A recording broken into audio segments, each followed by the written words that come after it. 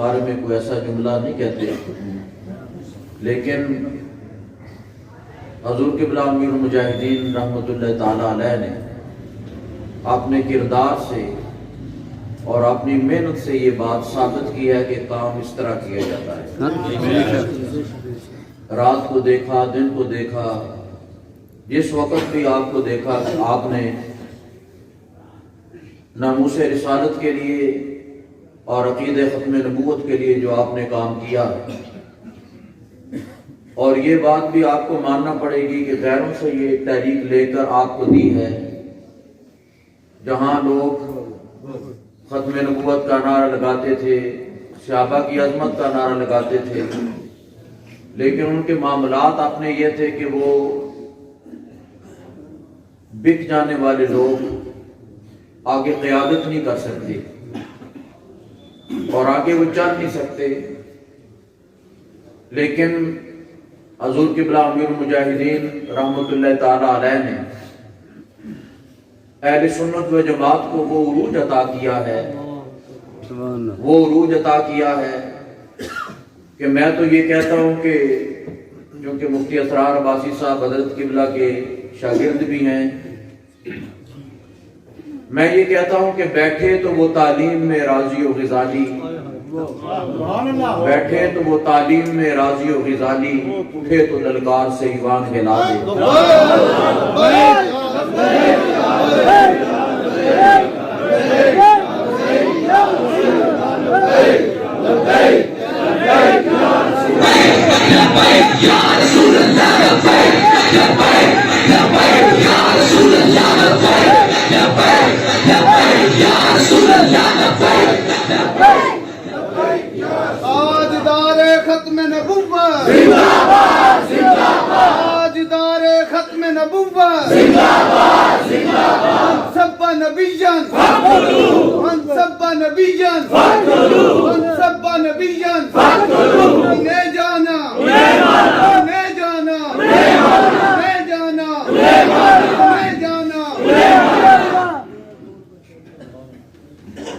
اور حضور قبلہ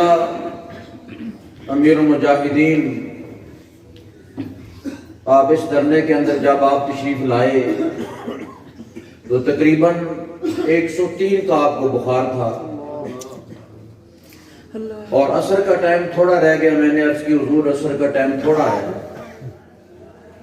تو آپ نے ارشاد فرمایا کہ میں وضو کر لوں۔ 103 بخار میں آپ نے تازہ وضو فرمایا۔ میں نے آپ کو عرض کیا نا کہ آپ نے اپنے کردار سے یہ بات بتائی ہے۔ یہاں اگر کسی کو بلاؤ نا تقریر کے لیے تو وہ کہتا ہے کہ میری کمر میں درد ہے، بڑا لمبا سفر ہے۔ ابھی اگر فون کیا تو آپ کراچی میں تھے، اور جب دوسرے دن فون کیا تو پتہ چلا کہ آپ پشاور میں ہیں، اور جب تیسرے دن فون کیا تو پتہ چلا آپ ڈی جی خان میں تشریف فرما ہیں۔ تو سارا دن ساری رات سفر کی صحبتیں بھی برداشت کرنا، اور ویسے بھی آپ کی ظاہری کیفیت جو تھی، آپ کی کمر میں جو ٹانکے لگے ہوئے تھے ایکسیڈنٹ کے بعد، آپ کو پتہ ہے کہ ذرا ساری مورے کے اندر اگر کسی کی تکلیف ہونا تو لوگ کارن لگا لیتے ہیں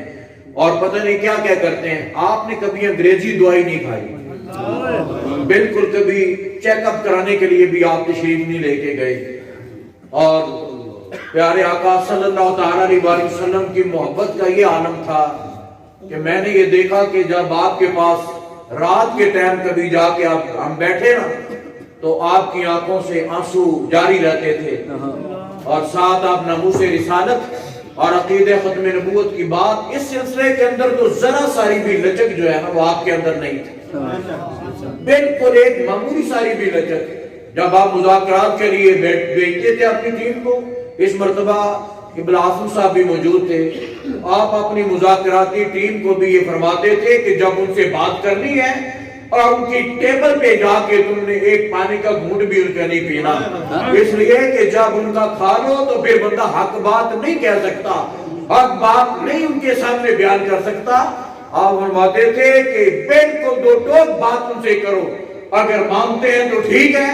اگر نہیں مانتے تو اپنا رومال اپنے کندھے پہ رکھ کے واپس آ جاؤ، اور ان کو کہو کہ جو تم سے ہو سکتا ہے کرو، جو ہم سے ہو سکتا ہے وہ ہم سے۔ تو میرے عزیز ساتھیوں، سنگیوں، دوستوں، قائدین بھی یہاں تشریف فرما ہے. میں بالکل حقیقت آپ کے سامنے عرض کر رہا ہوں کہ فنا ہم نے کتابوں کے اندر یہ پڑھا تھا، یادگار اسلاف اور فنا فی رسول، عطائے رسول، یہ ہم نے جملے کتابوں کے اندر پڑھے تھے. لیکن جب ہم نے اپنے قائد ملت اسلامیہ، جب ہم نے اپنے لیڈر کو دیکھا تو تمام صفتیں جو ہیں فنا فی رسول کی بھی اور فنا فی اللہ کی بھی، عطائے رسول کی بھی، اور تمام صفات جو ہیں وہ ہمارے قائد محترم کے اندر پائی جاتی تھی.